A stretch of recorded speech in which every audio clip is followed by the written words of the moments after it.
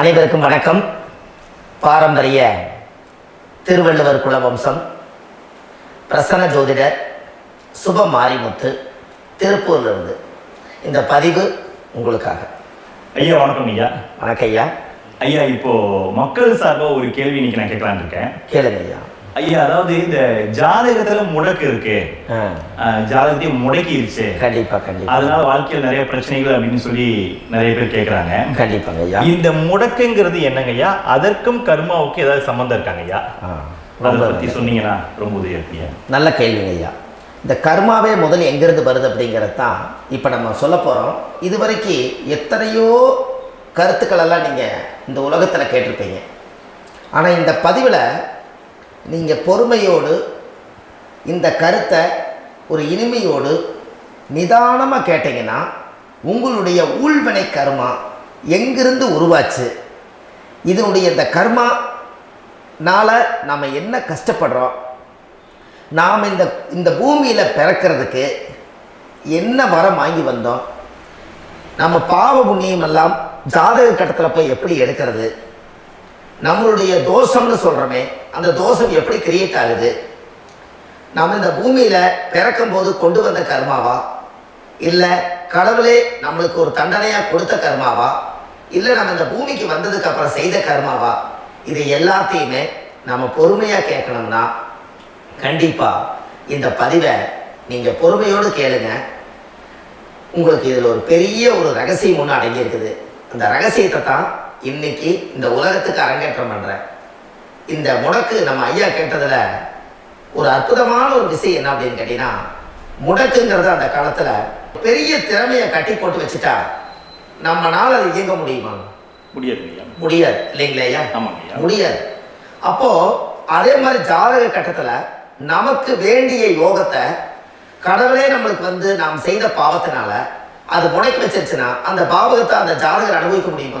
முடியாது, அனுபவிக்க முடியாது. அப்போ அந்த அனுபவிக்க முடியாம வெளி உலகத்துல போய் நம்ம தேடி போன பிறவியில செய்த பாவத்தை இந்த பிறவியில நீங்க தேடி கண்டுபிடிச்சு வாழ்க்கையில நீங்க எப்போ மேலுக்கு வருது? அப்போ அந்த கர்மா 12 ராசி கட்டத்துக்குள்ள 27 நட்சத்திரத்துல 9 கிரகங்களுக்குள்ள ஒரு பெரிய ஒரு ஆத்துமாத்துமான கர்மா, உங்க பூர்வ ஜென்ம கர்மா இதுக்குள்ள எங்கேயோ ஒரு இடத்துல முடங்கி இருக்குது. இந்த முடக்கு மட்டும் உங்க ஜாதகத்துல நீங்க கண்டுபிடிச்சிட்டீங்கன்னா ஹைலைட்டா வாழ்றதுக்கு, இந்த உலகத்துல சுதந்திரமான வாழ்க்கை வாழ்றதுக்கு ஒரு மிகப்பெரிய பொக்கிஷம் உங்க ஜாதகத்துக்குள்ளேயே இருக்கு. அப்போ அந்த ஜாதகத்துக்குள்ள நாம போன பிறவியில நம்ம கர்மா நாம் என்ன செய்திருக்கோம் உங்களுக்குள்ள பெரிய குழப்பம் இருக்கும். என்னங்கய்யா, நீங்க என்ன கர்மா பண்ணிட்டு வந்தீங்க, நாம போன பிறவில நம்ம யாரை ஒரு வதச்சோம், யாரை நம்ம மனசை புண்படுத்தணும், நம்ம தாத்தாவுக்கு சோறு போட்டோமா, நம்ம பாட்டனுக்கு சோறு போட்டோமா, நம்ம முப்பாட்டனுக்கு சோறு போட்டோமா, நம்ம கொள்ளு பாட்டனுக்கு சோறு போட்டோமா, அப்ப நம்ம அப்பாவுக்கு நம்மளை பெற்றவருக்கு நம்ம சாப்பாடு கொடுத்தோமா, இவங்களுக்கெல்லாம் நம்ம சேவை பணிவிடைகள் செஞ்சோமா, நம்மளுடைய உறவுகளுக்கெல்லாம் அரவணைச்சு போனோமா, நம்மளுடைய இந்த மாதிரி நாம் ரத்த சம்பந்த உறவுகளை இருந்துதான் இந்த உலகத்துக்கு நம்ம வெளியில வந்திருப்போம். அப்போ வெளியில நீங்க நிக்கிறீங்க, அப்படியே மேல போய் பார்த்தீங்கன்னா ஒரு 7 தலைமுறையில ஒவ்வொருத்தரும் செய்த கர்மாவெல்லாம் நம்ம பிளட் ரிலேட்டிவா இப்போ நீங்க கரண்ட்ல இருக்கிறவங்க கிட்ட தான் டெபாசிட் பண்ணிருக்கு. அப்ப இது தெரியாம நாம ஜாதகத்துக்குள்ள போய் தசாபுத்தி நல்லா தெரிஞ்சிருக்குதே, நான் ரொம்ப கஷ்டப்படுறேன், என் ஜாதகத்தில் போய் பார்த்தேன் எல்லா கிரகங்களும் நல்ல வலிமையாக இருக்குன்னு சொன்னாங்க, ஆனால் இன்னும் என்னுடைய கடன் அடையல, இன்னும் என்னோட கர்மா தீர்ந்த மாதிரியே தெரியல, எனக்குள்ள ஒரு தாட்டு என்னமோ நான் ஒரு பிண்டங்கிற வாழ்க்கையிலே வாழ்ந்துட்டு இருக்கேன் அப்படின்னு நீங்கள் சொல்லும் போது, அப்போ இதையெல்லாம் தாண்டி ஒரு கர்மா உங்களுடைய ராசி கட்டத்துக்குள்ள எங்கேயோ ஒரு பக்கத்தில் ரகசியமாக புதைஞ்சிருக்கு. அப்போ அந்த ரகசியமாக புதைஞ்சிக்கக்கூடிய அந்த முடக்கு தான் இன்னைக்கு இந்த உலகத்துக்குள்ள நீங்க தெரிஞ்சுக்கக்கூடிய விஷயம். அப்போ அந்த முடக்குங்கிறது ஒரு உண்மை. இந்த உலகத்துக்கு நம்மளை எல்லாத்துலையும் நல்லா யோசிச்சு பாருங்க. 12 ராசி கட்டம் இருக்குதுங்களா ஐயா? ஆமாங்க ஐயா. ஆனா கிரகம் எத்தனை இருக்குதுங்க? 9 தான் இருக்குங்க. ஆமா, 12 ராசிக்கு 12 கட்டத்துக்கு 12 கிரகம் கொடுத்துருக்கலாம்ல கடவுள். அப்ப ஏன் 3 கட்டத்தை மட்டும் எம்டி பண்ணி மீதி 9 கிரகத்தை வச்சுக்கிறாருன்னா, அப்ப நாம் செய்த 3 தலைமுறை கர்மாவுக்கு அது எந்த கட்டம் பிளாக் ஆகுதோ அந்த கட்டத்துக்குள்ள ஒரு ஏதோ ஒரு ரகசியம் இருக்கிறனால தானே எங்கேயோ ஒரு பக்கத்தில் நீங்கள் கண்டிப்பாக கர்மாவில் மாட்டுவீங்கிறது கடவுளை படைச்சு தானே இதை உருவாக்கியிருக்காரு. 12 ராசிக்கு 12 கட்டம் கொடுத்துருந்தா எங்கே நீங்கள் சுற்றி வந்தாலும் ஏதோ ஒரு வீட்டுக்குள்ள போய் பார்த்துக்கலாம். நிச்சயமாங்க. ஆனால் ஒரு வீடு சுத்தமாக இருக்குது, ஒரு வீட்டில் 4 கிரகம் இருக்குது, ஒரு வீட்டில் 3 கிரகம் இருக்குது, ஒரு வீட்டில் 5 கிரகம் இருக்குது, ஒரு 3 வீடு 4 வீடு காலியாக இருக்குது. அப்போ எங்கேயோ ஒரு ராசி கட்டத்துக்குள்ளேயே கடவுளுடைய கர்மா விளையாட்டு, அது ரகசிய விளையாட்டு தான். அப்போது இந்த இடத்துல தான் உங்கள் ஜாதகத்தில் முடக்கு இருக்குது. இந்த முடக்க நீங்கள் எப்படியெல்லாம் அதை ஆராய்ச்சி பண்ணி கண்டுபிடிக்க முடியும் அப்படிங்கிற ஒரு விஷயத்தை தான் இன்னைக்கு நம்ம இந்த உலகத்துக்குள்ள இதை நுழைக்க போகிறேன். இப்போ அப்பா செய்த பாவம்னு ஒன்று இருக்குமில்ல ஐயா? ஆமாங்க ஐயா. நம்ம அறியாத வயசுல தெரியாதல அப்பா செய்த பாவம்னு இருக்கும். அப்பாவுடைய சொத்து பிள்ளைக்கு தானா, அப்பாவுடைய பாவம் பிள்ளைக்கு தானே? ஆமாங்க ஐயா. ஆமாங்க ஐயா. என்னங்க ஐயா? ஆமாங்க ஐயா. சரி, அப்ப தாத்தா இருக்கிறாரு, தாத்தாவுடைய கர்மா உயிர் எங்க எழுதி வைக்கிறாருங்க? அப்போ மகனை பெற்றுறாரு. அப்ப தாத்தா மாதிரியே முகம் இருக்குது, தாத்தா மாதிரியே அவருடைய நடை உடை பாவனை இருக்குது, அவர் தாத்தாவுடைய ஜீனு தான் அப்படின்னு இவர் சொல்லும் போது அப்ப தாத்தாவுடைய சொத்து பேரனுக்கு சொந்தம்னா தாத்தாவுடைய பாவம் எங்க போகுங்க? பேரனுக்கு தான். Very good. அப்ப இந்த அப்போ இந்த கர்மம் எப்படி டிரான்ஸ்ஃபர் ஆகுதுன்னு உங்களுக்கு தெரியுதா? புரியுது புரியுது. அப்ப நீங்க போன பிறவியில அந்த தாத்தாவுடைய பேரனை நீங்க பிறக்கிறதுக்கு கர்மம் உங்களை செயல்பட வச்சிருக்குது. அதனால நீங்க தாத்தாங்கிறீங்க. அதனால இந்த கௌரவமே எங்க தாத்தா சம்பாதிச்ச சொத்து, நான் தான் அனுபவிக்கணுங்கிற விதியை நீங்க உருவாக்கிறீங்க. புரியுது. அப்போ இந்த ஜாதகத்துல அந்த உள்வனை தோஷம் தான் ஏதோ ஒரு வழியில உங்களை கர்மாவை செயல்படுத்துது. அதனாலதான் இந்த ஜாதகத்துல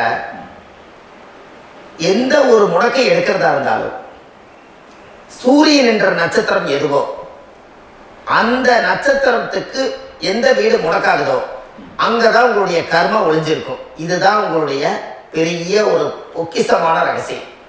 சரிங்க ஐயா. இப்போ இது வந்து நவகிரகங்கள் வந்து 9 இருக்கும்போது ஏன் சூரியனை மட்டும் நம்ம இதில் எடுத்துக்கணும் நீங்க சொல்றீங்க? நல்ல கேள்விங்க ஐயா. நீங்க கேட்டீங்க பாத்தீங்களா, 9 நவகிரகம் இருக்கும்போது சூரியன் மட்டும், அந்த சூரியன் என்ற நட்சத்திரம் பிறக்கும் போது அந்த வீடு மட்டும் முடக்காதுன்னு நீங்க கேட்டீங்க இல்லையா? இதுதான் அற்புதமான கேள்வி. ஏன் அப்படின்னு கேட்டீங்கன்னா, சூரியனா அப்பா, அப்பாவோட உயிர் கருவோய் அம்மாவுடைய பனிக்குடத்துல கர்ப்பத்துல வச்சு 10 மாசம் 300 நாள் சுமந்து நீங்க இந்த பூமிக்கு வெளியில வரும்போது நீங்க என்ன பாவத்தை இவங்க வந்து விதைச்சாங்களோ அந்த கர்மாவை வாங்கிட்டு தான் நீங்க வெளியில பிரசவம் ஆகுறீங்க. இதுதானே உண்மைதாங்க.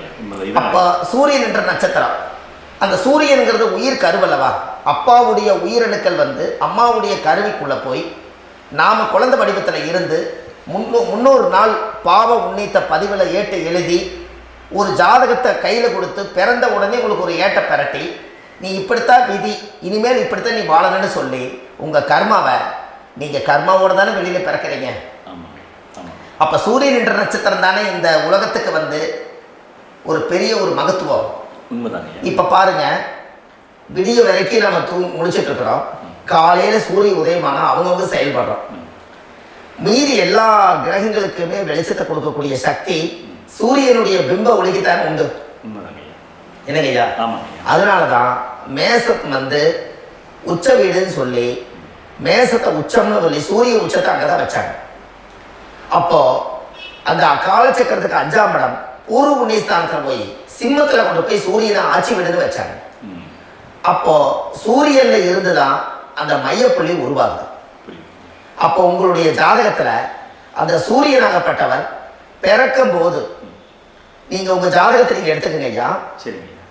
நீங்க இன்னைக்கே போய் கதவை திறந்து உங்க பெட்டியை திறந்து பீர்வாவுக்குள்ள உங்களுடைய ஜாதகம் இருக்குது, அந்த ஜாதகத்தை எடுத்து ஜோதிடர்கிட்டையே நீங்க வந்து சந்தேகம் கேட்கறதுக்கு முன்பு நீங்களே உங்களுடைய கர்ம பத்தி தெரிஞ்சுக்கிறதுக்கு இந்த பதிவில் உங்களுக்கு ஒரு ரகசியத்தை சொல்லித்தரேன். உங்க ஜாதகத்துல இப்ப இது வரைக்கும் ராசி கட்டத்தை நீங்க பார்த்துருப்பீங்க. ஆனா பாதசாரம்னு ஒண்ணு இருக்கும் இல்லைங்களா? ராசிக்கு பாதசாரம்னு ஒண்ணு இருக்கும். சூரியன் என்ன நட்சத்திரத்துல இருக்குது, சந்திரன் என்ன நட்சத்திரத்துல இருக்குது, செவ்வாய் என்ன நட்சத்திரத்துல இருக்குது, புதன் என்ன நட்சத்திர கால நிற்குது, இது எல்லாமே அந்த சாரம் இல்லாத ஜோதிடம் சோரம் போய்விடும். அதனால அந்த சாரத்தை நிற்கிறது பத்தியில கிரகம். அதுல இப்ப நீங்க உங்களுடைய ராசி கட்டத்தை ஓபன் பண்ணுங்க. இதுல ராசி கட்டத்துல சூரியன் என்ற நட்சத்திரம் ஒண்ணு இருக்கும் இல்லைங்களா? அது எதுவா வேணாலும் இருந்துட்டு போட்டோம். அந்த நட்சத்திரம் தான் நீங்க பிறக்கும் போது தாயுடைய கருவறைக்குள்ள கரு உருவான நட்சத்திரமே அதுதான். புரிஞ்சுங்களா ஐயா? பிறக்கும் போது நீங்கள் அந்த கருவுடைய நட்சத்திரம் அப்பா வந்து கருவை உருவாக்கி கர்மாவை விதைச்சது அந்த சூரியன் என்ற நட்சத்திரம் தான். அந்த வீட்டுக்கு தான் இந்த ராசி கட்டத்தில் உங்களுக்கு முடக்கு உருவாகுது. புரிஞ்சுங்களா ஐயா? அப்போ ஒரு ஜாதகத்துல சூரியன் என்ற நட்சத்திரம் எதுவோ அதுதான் உங்களுடைய கர்ம நட்சத்திரம். இப்ப நம்ம பிறக்கிறதுக்கு முன்னாடி அப்பா கிட்ட அந்த கர்ம டெபாசிட் ஆயிருக்கும். அதை டிரான்ஸ்ஃபர் எப்படி பண்றாரு? அவர் ஒரு கல்யாணம் வச்சு அவர் குடும்ப வாழ்க்கையில வாழ்ந்து நம்மளோட உயிர் கருவை கொண்டு போய் ஊராம் பொண்ண கல்யாணம் பண்ணி பொண்டாட்டின்னு எடுத்துக்கொண்டு அந்த பொண்டாட்டிங்கிற உரிமையாகி இவருடைய உயிர் கரு உருவாகி வாரிசுகள் வெளியில வருது. அதானங்க ஐயா? அப்போ அந்த சூரியன் என்ற நட்சத்திரம் தான் இந்த உலகத்துல ஒரு பிரம்மாண்டமான நட்சத்திரம்.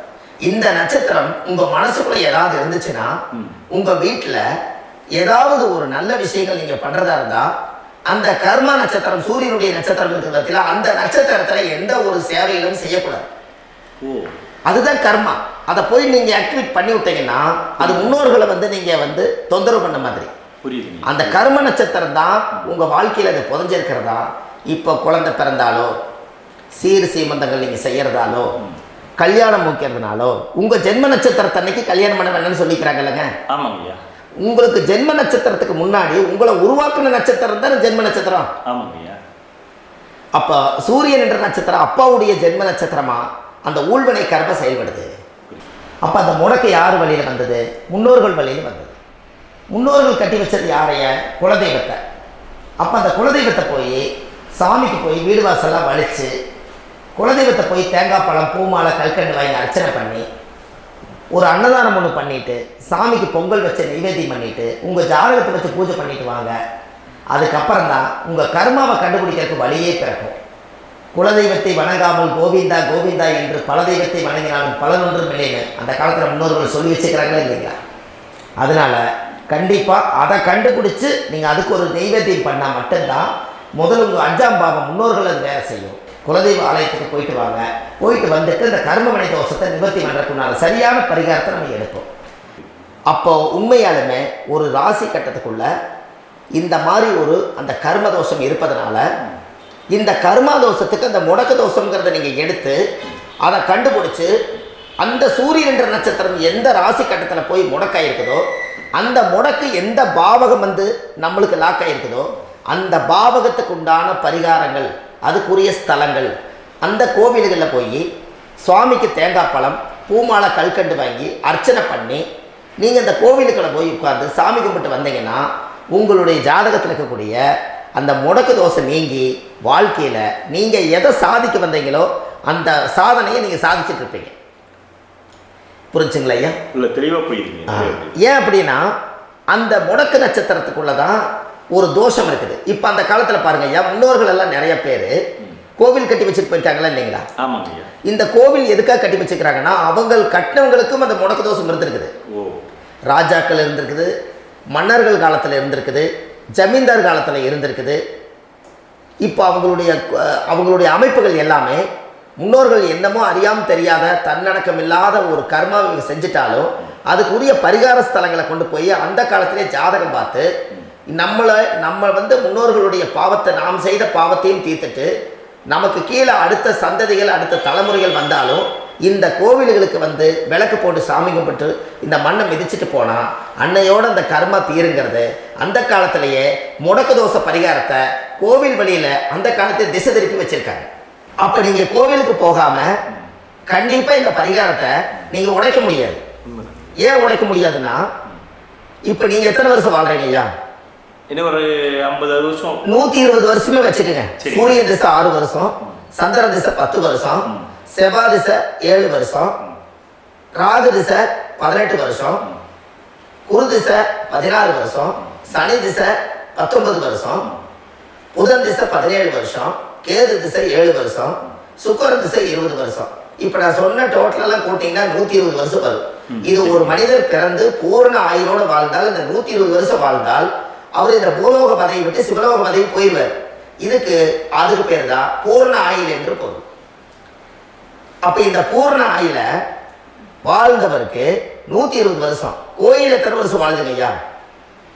கோயில் கோயில் பழங்காலத்து கோயிலெல்லாம் எத்தனை வருஷம் வாழுதுங்க? 12 வருஷத்துக்கு கும்பாபிஷேகம் பண்ணுவாங்க. அது ஓகே, அது பரவாயில்ல. 12 வருஷத்துக்கு ஒருக்கா பழச புதுப்பிச்சு கும்பாபிஷேகம் பண்ணி மறுபடியும் அதுக்கு பவர்ஸ் ஊட்டி சக்தி ஊட்டி அதுக்கு உருவேற்றுறாங்க.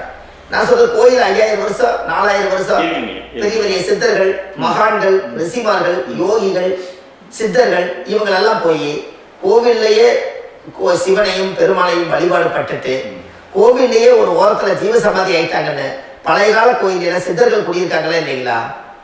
இருக்காங்கல்லங்க ஐயா.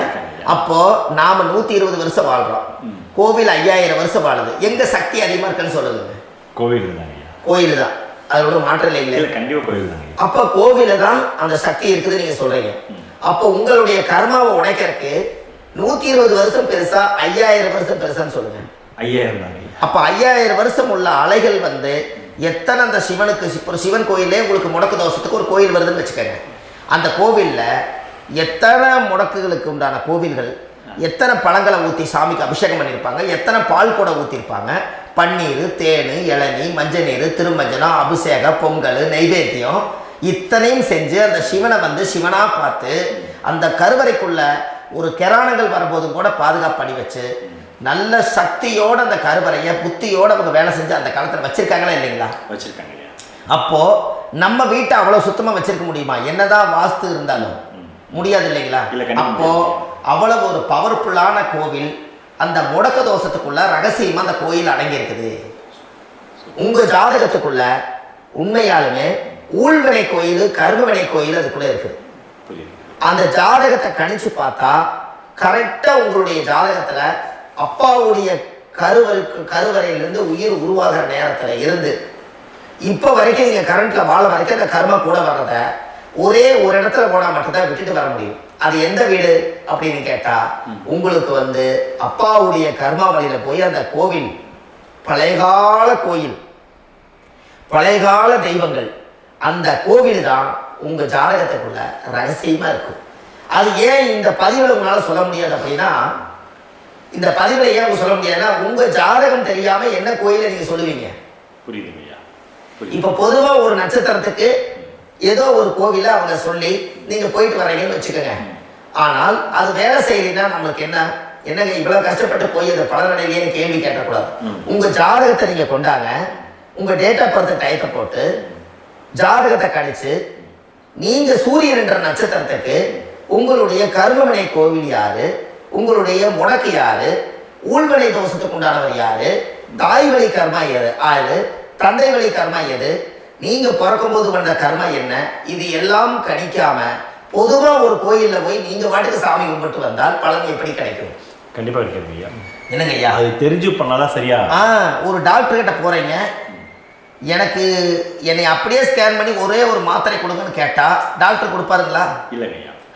அவர் என்ன பிரச்சனை இருக்குதோ அதை முதல்ல கண்டுபிடிச்சு ஸ்கேன் பண்ணி பார்த்து ரிப்போர்ட் எடுத்து அது மூலியமா தான் கொஞ்சம் எடுத்து ஐயா உங்களுக்கு இந்த பிரச்சனை, இதுக்கு தீர்வுக்கு இதுக்கு உண்டான மெடிசன், இது இப்படித்தான் சாப்பிடணும்னு முறையா சொல்லி அந்த உயிர் வாழ வைக்கிறாரு டாக்டர். அவர் ஒரு தெய்வ வடிவத்துல. கரெக்டுங்களா ஐயா? அப்போ உங்களோட கர்மா எங்க செயல்படுது அப்படின்னா இந்த முடக்க நீங்க இந்த பதிவுல தெரிஞ்சுக்கங்க.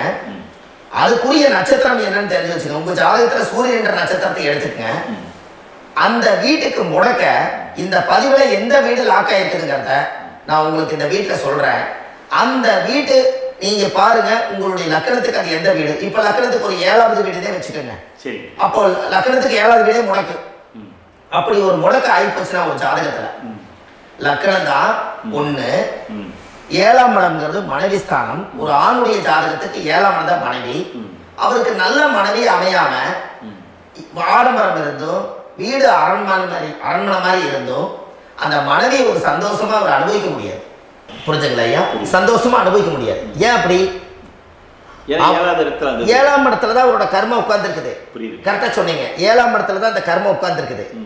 அப்ப அந்த 7ஆம் இடத்துல இருக்கக்கூடிய அந்த கர்மா போன பிறவியில நீ மனைவிக்கு சோறு போடாம மனைவியை கட்டி வச்சு அடிக்கிறதும், மனைவியை துன்புறுத்துறதும், அந்த மனைவி இருக்கவே இன்னொரு வாழ்க்கைக்குள்ள போறதும், இங்க வாழ வேண்டிய தாம்பத்திய சந்தோஷத்தை கொண்டு போய் இன்னொரு இடத்துல கொடுக்கறதும், தெரிஞ்சிருந்தே நம்மளுடைய மனசுக்குள்ள திருடுத்தனமா வாழ்றதும், இது எல்லா கர்மாவும் போன பிறவியில நாம் செய்த ஊழ்வினை கர்மா தான் உங்க ஜாதகத்துல 7ஆம் இடம் முடக்கு.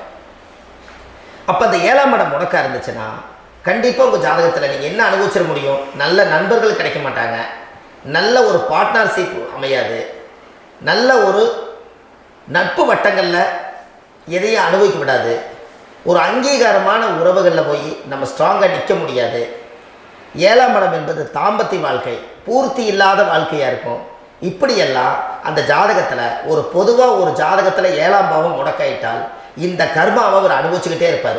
இது எப்பத்தான் அதுக்கு ஒரு தீர்வு வேணுங்க ஐயா? அந்த கோயில் எதுன்னு கரெக்டாக சொன்னீங்க. இப்போ இது மனிதனால செயல்படுது. மனிதர்கள் தான் கோயிலை கட்டி வச்சாங்க. தெய்வத்தை விட ஒரு காலத்தில் மனிதர்களுக்கு மகிமை ஜாஸ்தி. ஏன்னா சாதாரண ஒரு மண்ணு பூமியாக இருந்த இடத்த மனிதர்கள் தான் கோயில் கட்டி ஒரு மகிமைப்படுத்தி புண்ணியம் பண்ணி வச்சாங்க. மனிதர்களுக்கு சக்தி அதிகம்தான், ஆனால் பிரபஞ்சத்துக்கு அதை விட சக்தி அதிகம் அல்லவா? ஐயா, நீங்கள் கோவிலுக்கு போய் அந்த கர்மா உடைக்கிறதுக்கு கோவிலில் சக்தி இருக்குது, ரைட்டு. ஆனால் நம்ம வீட்டுக்கும் கோயிலுக்கும் ஒரு மிகப்பெரிய தொடர்பு என்னென்னா, அந்த கோயில் கட்டுறவங்க எல்லாமே பழைய காலத்து கோயிலெல்லாம் பாருங்கள், பஞ்சபூதத்தை வச்சு கட்டியிருப்பாங்க. சரிங்க. பஞ்சபூதத்தை எப்படிங்க? பஞ்சபூதத்தை வச்சு தான் கட்டுவாங்க கோயில். அது உங்களுக்கு தெரியணும் இல்லைங்களா? பஞ்சபூதம்னா நீர், நெருப்பு, காற்று, பூமி, ஆகாயம். இந்த பஞ்சபூதத்தினுடைய சக்திகள் எல்லாம் ஒரே நேர்கோட்டுக்கு என்னைக்கு வருதோ அன்னைக்கு தான் அந்த கோவிலுடைய பாலக்கால் போட்டு 1000-2000 வருஷம் நிலைச்சு நிற்கிறது. காரணம், இந்த பிரபஞ்சத்தில் பஞ்சபூதம் எப்படி நிலைச்சு நிற்குதோ அதுபோல் 5000 வருஷம் நிற்கிறதுக்கு அந்த பஞ்சபூத சக்தி வச்சு தான் சாமி சிலையை பிரதிஷ்டை பண்ணி வச்சுருப்பாங்க. அதனால தான் இந்த கோயில்கள் எல்லாம் 5000 வருஷமாயும் எத்தனையோ கிராணங்களை எல்லாம் தப்பிச்சிருக்கிறதுக்கு காரணம். அப்பேற்பட்ட புண்ணிய ஸ்தலம் உங்களுக்கு எதுன்னு தெரியணும் அல்லவா? என்னங்க ஐயா? அப்பேற்பட்ட புண்ணிய ஸ்தலம் உங்களுக்கு எதுன்னு தெரிஞ்சா தானே நீங்க போய் செய்ய முடியும். இல்லாட்டி கண்டிப்பா தெரியாது. அப்போ இந்த முடக்கு தோஷத்தை கடவுள் கிட்டத்தை கொண்டு போய் ஒப்படைக்கணும். நாம் பிறக்கும் போது கொண்டு வந்த கர்மாவை நாம் இருக்கும் காலத்தில் கொண்டு போய் இந்த கர்மாவை சுத்தப்படுத்தி, நீங்க பாவ ஆத்மாவை இந்த பூமியில பிறந்து பூலோகத்தில் எல்லா புண்ணியத்தையும் செஞ்சுட்டு இந்த பூலோகத்தை விட்டு நீங்க போகும்போது புனித ஆத்மாவா போகணும்னா உங்க கர்மாவை கொண்டுட்டு போகாதீங்க, கர்மாவை நிவர்த்தி செய்யுங்க. என்னங்க ஐயா? புரியுதுங்க. அப்போ கர்மாவை சுத்தப்படுத்துங்க. கர்மாவை சுத்தப்படுத்திட்டு உங்களுக்கு பிறக்கிற குழந்தைகளுக்கு அந்த கர்மாவை டிரான்ஸ்ஃபர் பண்ணாம உங்களோட நில் பண்ணுங்க. ஒரு உதாரணம் சொல்லிட்டுங்களா ஐயா? சொல்லுங்க. ஒரு காந்தம் ஒன்று இருக்குது இல்லைங்களா? ஒரு காந்தம்ங்கிறது ஒரு தாத்தாவா வச்சுக்கோங்க. ஒரு இரும்பை கொண்டு போய் வச்சா ஒட்டு மாட்டாதா? ஒட்டுங்க. அப்போ ஒட்டுனோடனே காந்தம்ங்கிறது தாத்தா, அவருக்கு பிறந்த வாரிசுக்கு அந்த கர்மா டிரான்ஸ்ஃபர் ஆயிருமா? ஆயிடுச்சுங்க. சரி, இன்னொரு இரும்பை கொண்டு போய் வைங்க, ஒட்டு மாட்டாதா? கண்டிப்பா ஒட்டுங்க. அப்ப அது பேரனுக்கு வைங்க, பேரனுக்கு வந்துருச்சு அந்த கர்மா, வந்துருச்சுங்க. இன்னொரு இரும்பு கொண்டு போய் வைங்க, அந்த காந்தத்துக்கு நேர் இன்னொன்று வைங்க, ஒட்டு மாட்டாதா? கண்டிப்பா ஒட்டுங்க. அப்ப அதை கொண்டு போய் நம்ம கொள்ளு பேரனுக்கு வைங்க. இப்படியே டிரான்ஸ்ஃபர் ஆகி தலைமுறை தலைமுறையே இந்த கர்மா தொடர்ந்துகிட்டே இருக்குது. இந்த இடத்துல கொண்டு போய் காந்தத்துக்கு இரும்பு ஒட்டிகிட்டே இருக்குதுல்ல, இந்த இடத்துல ஒரு மரக்கட்டை செஞ்சு கொண்டு போய் கரெக்டாக வச்சுக்கிட்டே பொட்டுமா? அந்த மரக்கட்டையை கொண்டு போய் வைக்கிறவர் யார்? மரக்கட்டையை வச்சுட்டு அடுத்த வாரிசு புனிதமா பிறந்துட்டு அந்த மேல இருக்கிற கர்மா இல்ல இந்த அடுத்த இதுக்கு வராதுல்ல, வராது. இதுதான் கர்மா, தொடர்ந்து வரக்கூடிய கர்மாவை அதை நில் பண்ணணுங்கிறதுக்கு பேர் தான் இந்த உதாரணத்தை சொன்னது. அப்ப நாம் இந்த பூலோகத்துல நம்ம ஒரு தாயுடைய கருவறையில் இருந்து தொப்புள் கொடி அறுக்கும் நேரம் நாம் என்ன கர்மாவை வாங்கி வந்திருந்தாலும் அதையெல்லாம் ஆராய்ச்சி செய்து ஜாதகத்தில் முழுமையாக கண்டுபிடிச்சு ஒரு காலம் இல்லைனாலும் ஒரு காலம் நம்ம நல்லா இருக்கிறதுக்காக, நம்ம வாரிசுகள் எல்லாம் நலமடைஞ்சு வளமடைஞ்சு வர்றதுக்காக இந்த கர்மா தோஷத்தை கரெக்டாக கண்டுபிடிச்சு சரியான கோவிலுக்கு போய் நீங்கள் கர்மாவை நிவர்த்தி பண்ணி அங்கே பூஜை புனஸ்தானங்கள், சகசரநாம பூஜைகள், ஓமங்கள், வழிபாடுகள் இதெல்லாம் நீங்கள் செஞ்சு உங்களுடைய பாவத்தை எல்லாம் கழித்து உங்கள் ஜாதகத்தவே யோகமாக மாற்ற முடியும். கண்டிப்பாக மாற்ற முடியும். ஏன்னா நம்ம யாரை நம்பி செய்கிறோம்? சரியான கடவுளை கிட்ட வழிகாமிக்க போகிறோம். அப்போ கடவுள் பொய்யாயிருவாரா? இல்லைங்க, நிச்சயமா இல்லை. ஐயா, நம்ம அதாவது அந்த காலத்தை சொல்லுவாங்க, சக்தியுள்ள சாமி கும்பிட்டு புத்தி உள்ள உள்ளே பெக்கணும்னு சொன்னாங்க. 16 மதபதனை பெக்கல, எல்லாம் அறிவோடு பெற்றாங்க. அதனால எல்லாமே தாய் தந்தைகள் பேச்சை கேட்டாங்க. அன்னைக்கு எல்லாருமே தாய் தந்தைகளுக்கு தூணா நின்னாங்க. அப்ப அந்த காலத்துல சக்தியுள்ள சாமி கும்பிட்டு புத்தி உள்ள உள்ளே பெக்கோன்னு சொல்லி அன்னைக்கு அறிவோட பெத்து இந்த கர்மாவை ஆளுக்கு ஒரு கர்மாவை டிரான்ஸ்ஃபரை பிரிச்சு எல்லாரும் சுத்தப்படுத்தினாங்க. இன்னைக்கு நம்ம ஒரு குழந்தை 2 குழந்தை பெற்று வச்சிருக்கோம், அவங்களுக்கே இவ்வளவு கர்மா வந்துருச்சுன்னா இந்த குழந்தைகளுக்கு என்னைக்கு இந்த கர்மாவை போய் கண்டுபிடிச்சு நீங்க எப்ப சரி பண்ணுவீங்கன்னு. அப்ப இந்த வாழ்க்கையில ஏதோ ஒரு பிரபஞ்ச சக்தி நம்மளை அறியாம என்னமோ ஒரு இயக்கத்தில் கொண்டு போய் விட்டுச்சுங்களா? அப்ப இனிமேலாவது இந்த கர்மாவில் இருந்து கண்டிப்பா நம்ம நிவர்த்தி ஆகணும்னு சொன்னால் இந்த முடக்கு தோஷத்தை யாரெல்லாம் கண்டுபிடிச்சு இந்த ஊழ்வினை கர்மாவில் இருந்து நாம் கருவறையில சுமக்கும் போது 10 மாசம் நீங்களே என்னென்ன நினைச்சிருப்பீங்க? அதாவது கருவறைக்குள்ள கருப்பா ஒரு பிண்டம் இடப்பக்கம் கிடக்கையில இந்த பூமிக்கு வரும்போது நீங்க என்னென்ன நினைச்சிருப்பீங்க? இந்த பிறந்ததுக்கு அப்புறம் வந்துதான் அம்மா தெரியுது, அப்பா தெரியுது, தாத்தா தெரியுது, பாட்டி தெரியுது, இந்த உலகத்துல கண்டுள்ளாத காட்சிகள் எல்லாம் தெரியுது, எல்லாம் தெரியுது. ஆனா 10 மாசம் உங்க வாழ்க்கையில நீங்க இருக்கும் போது நீங்க என்னென்னலாம் நினைச்சு இந்த பதிவுகளை இறைவன் கொடுத்தாரோ அதையெல்லாம் அனுபவித்தான் வந்தீங்க. அதுக்கு இடையில இருக்கிறதான கர்மா. இந்த ஒரு விஷயம் உங்களுக்கு கிடைச்சிருச்சுன்னா நீங்க எல்லாருமே ராஜயோகமா படைப்பீங்கல்ல. இதுல ஏழை பணக்கார யாரையுமே சொல்ல வரல. அவங்க பிறக்கும் போது புண்ணியத்தை பொறுத்து தான் போன ஜென்மத்துல நம்ம என்ன புண்ணியங்கள் பண்ணி வச்சோமோ அந்த புண்ணியத்துல இன்னைக்கு நல்லா வாழ்றாங்க. ஒருத்தர் கேட்டாரு, என் ஜாதகத்துலங்க எங்கூட படிச்சவரு இடம் வாங்கிட்டாரு, வீடு வாசல் கட்டிட்டாரு, தொழில் பண்ணிட்டாரு, நல்லா இருக்காரு, ஆனா நான் என்ன அப்படியே தான் இருக்கிறேங்கன்னு ஒருத்தர் கேட்டாரு. அதுக்கு ஒரு கருத்து என்னன்னா, டேட் ஆஃப் பர்த் ஒண்ணுதான், டைம் ஒண்ணுதானே வச்சுக்கோங்க. அவங்க அப்பா செஞ்ச புண்ணியம் வேற, நீங்க செஞ்ச பாவங்கள் வேற. அவர் செஞ்ச புண்ணியத்தினால அவருக்கு எல்லாமே முன்னாடி கிடைக்குது. நீ கர்மாவெல்லாம் கழிச்சிட்டீங்க பின்னாடி கிடைக்க போகுது. இதுல மற்றவங்களை பத்தி வேற்றுமையா நினைக்கிறதுல எந்த ஒரு இதுவுமே இல்லை.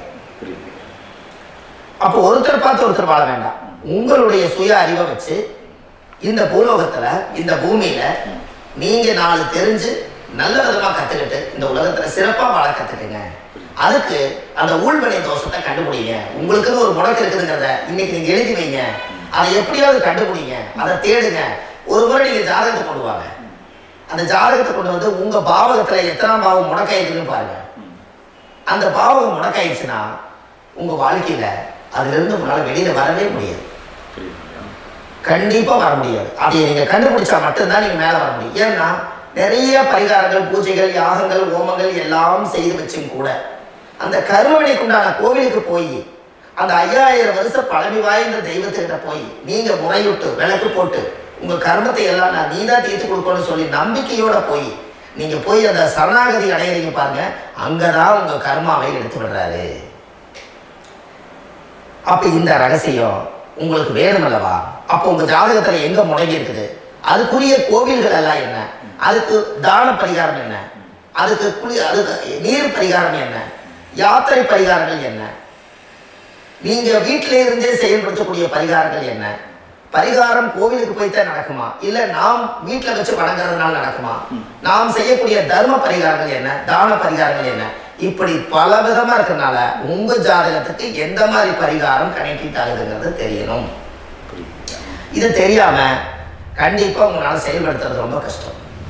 இதனால இதை நீங்க தெரிஞ்சுக்கணும்னா இப்ப நம்ம பாருங்க, நீங்க அதை தெரிஞ்சுக்கிட்டாலே உங்க வாழ்க்கையில ஒரு டைம் நீங்க தெரிஞ்சு போறீங்க. உங்களுடைய கர்மா என்ன, நீங்க எங்க செயல்பட்டு போயிட்டு இருக்கிறீங்க, உங்க போற பாதை சரியா இல்ல அந்த பாதையில முள்ளு கல்லு இருக்குதா, இது எல்லாம் உங்களுக்கு தெரியலனா இந்த முடக்க கண்டுபிடிக்கக்கூடிய சக்தி வாய்ந்த இந்த கர்மாவை நிவர்த்தி பண்றதுக்கு வழிகள் இருக்குது.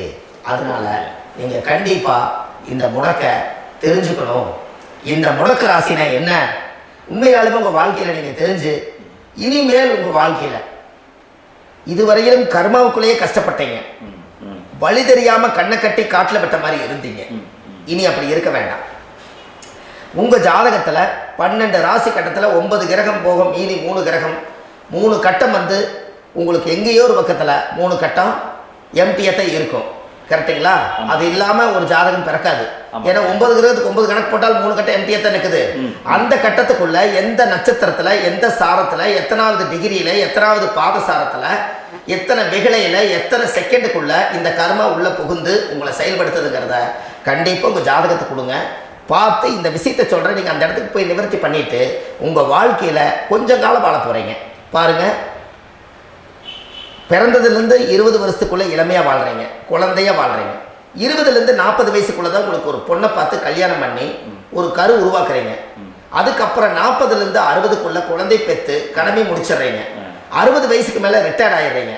இந்த 20க்கும் 60க்கும் இல்லாத 20லேருந்து இந்த 40 வயசுக்குள்ளே உங்களோட தேடல் என்னவோ அது வாழ வேண்டிய சுகபோகமான வாழ்க்கை எல்லாமே அந்த 40க்குள்ள தான் இருக்கு. இந்த 40க்குள்ள இருக்கக்கூடிய வாழ்க்கையை இந்த கர்மா தெரியாம காலத்தை வீணாக்க வேண்டாம். வாழ வேண்டிய வயசு நீங்க வாழணும். அதுக்குரிய கர்மாவை நீங்கள் சுத்தப்படுத்துங்க. எப்படியெல்லாம் நீங்கள் சந்தோஷமாக வாழ்கிறீங்கன்னு எனக்கு ஒரு தகவல் கொடுங்க. வேறு லெவலில் நீங்கள் இருப்பீங்க. கண்டிப்பாக இந்த பதிவில் உங்களுக்கு நான் இந்த விஷயத்தை கொடுக்க போகிறேன்.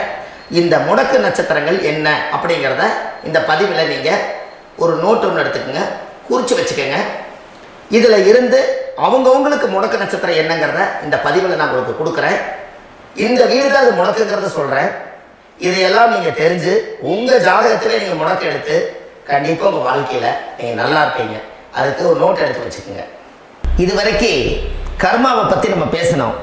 உங்கள் ஜாதகத்தில் சூரியன் என்ற நட்சத்திரத்துக்கு தான் முடக்குன்னு சொன்னீங்களே, எந்த வீடுங்கிற ரகசியத்தை இன்னைக்கு நம்ம எல்லாரும் தெரிஞ்சுக்கலாமா? இத்தனை காலமாக நீங்கள் தெரிஞ்சுக்காத ஒரு ரகசியத்தை இன்னைக்கு உங்கள் ஜாதக கட்டத்தில் நீங்களே முடக்க கண்டுபிடிச்சி அதுக்கு உண்டான பலனை தேட போகிறீங்க. அந்த தேடல் தான் உங்களை கொண்டு போய் உட்கார வைக்க போகுது. ஒரு உதாரணம், உங்கள் ஜாதகத்தில் பாதசாரம் இருக்குது அல்லவா? அந்த பாதசாரத்தில் சூரியன் என்ற நட்சத்திரம், சூரியன் நின்ற நட்சத்திரம் பாதசாரத்தில் கரெக்டாக எடுங்க. சூரியன் என்ற நட்சத்திரம் புனர்பூச நட்சத்திரமாக இருந்தால் அந்த புனர்பூச நட்சத்திரத்துக்கு முடக்கு யார் வீடு வருந்துறீங்களா? ரிஷப வீடு தான் முடக்கு வரும். ரிஷபராசி வீடு சுக்கிரனோட வீடு. சுக்கிரன் என்பது மனைவி, சுக்கிரன் என்பது அத்தை. அவங்க வர்க்கத்திலேருந்து வரக்கூடிய கர்மா தான் ரிஷப முடக்கு. அப்போ புனர்பூச நட்சத்திரத்தில் யார் சூரியன் என்ற நட்சத்திரம் இருந்தாலும் அது ரிஷப வீட்டில் தான் அந்த முடக்கு உட்கார்ந்துருக்கும்.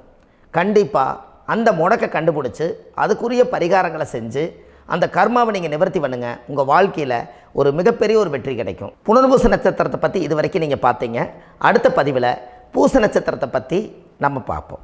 நம்ம ஆன்லைன்லேயே ஜாதகம் பார்க்குறோம். உங்கள் date of birth, time, place கொடுத்தீங்கன்னா போதும். உங்களுக்கு ஜாதகத்தை கணிச்சு ஃபோன்லேயே உங்களுக்கு கர்மராசி கண்டுபிடிச்சி உங்களுக்கு உண்டான கர்ம பரிகாரத்தை சொல்லி உங்கள் வாழ்க்கையில் ஒரு வெளிச்சத்தை கொண்டு வர்றதுக்கு என்றைக்கும் உங்களுக்கு உறுதுணையாக இருப்பேன். நீங்கள் கண்டிப்பாக இந்த பதிவுகள் எல்லாம் இது உங்களுக்காகத்தான். இது அதிகாலை நேரத்தில் பிரம்ம முகூர்த்தத்தில் இந்த பதிவை உங்களுக்கு முழுமையாக சமர்ப்பணம் பண்ணுறேன். இதை கற்று இதை வழி நடத்தி இதைய எப்படியெல்லாம் இந்த முடக்கை கண்டுபிடிச்சி இப்படியெல்லாம் பேச வச்சு அழகு பார்க்க நம்ம முன்னோர்களுடைய ஆசீர்வாதமும் இந்த முடக்கை கண்டுபிடிச்ச குருமார்களும் அவங்களுடைய குடும்ப பாரம்பரிய வம்சாவளிகளும் எல்லாருமே நல்லா இருக்கணும். அதுக்காக இந்த நேரத்தில் நான் அடியன் சுப மாரிமுத்தாக இருந்து திருப்பூர்லேருந்து இந்த பதிவை உங்களுக்கு நான் கொடுக்குறேன். கண்டிப்பாக இந்த முடக்கு கோயிலுக்கு, இந்த முடக்கு தோஷத்துக்கு உண்மையான பரிகாரங்கள், எளிமையான பரிகாரங்கள் நீங்களே வாழ்க்கையில் செஞ்சு ஆதிகால பரிகாரங்கள் உங்கள் மனசுக்குள்ளே இருக்குது. அதை செயல்படுத்தினா மட்டும் போதும், வாழ்க்கை எங்கேயோ போயிடும். கண்டிப்பாக ஒரு முறை உங்கள் ஜாதகத்தை அனுப்பி வைங்க, உங்களுக்கு நான் பார்த்து பலன் சொல்கிறேன். இன்றைக்கி நான் கொடுத்த பதிவுகள் எல்லாம் உங்களுக்கு ரொம்ப பயனுள்ளதாக இருந்திருக்கும். உங்களுக்கு இது வரைக்கும் எத்தனையோ கர்ம வினைகளை பற்றி தெரியாமல் இருந்திருப்பீங்க. இந்த பதிவுகளை நிறைய கேட்டு தெரிஞ்சுக்கிட்டீங்க. இதெல்லாம் வாழ்க்கையில் ரொம்ப முக்கியமான பரிகாரங்கள், எளிமையான பரிகாரங்கள். நேராக நீங்கள் கடவுளை தான் கெட்டியாக பிடிக்க போகிறீங்க. அந்த பரிகாரங்கள் எல்லாம் செஞ்சு அதிகாரமாக வாழ்ந்து இந்த பூலோகத்தில் நல்ல சிறப்பாக வாழ்றதுக்கு இந்த பரிகாரம் உங்களுக்கு ரொம்ப யூஸ்ஃபுல்லாக இருக்கும். கண்டிப்பாக இந்த பதிவு செய்யுங்க. நம்ம பாரம்பரிய திருவள்ளுவர் குல வம்சம், பிரசன்ன ஜோதிடர் சுப மாரிமுத்து, திருப்பூரில் இருக்கேன்.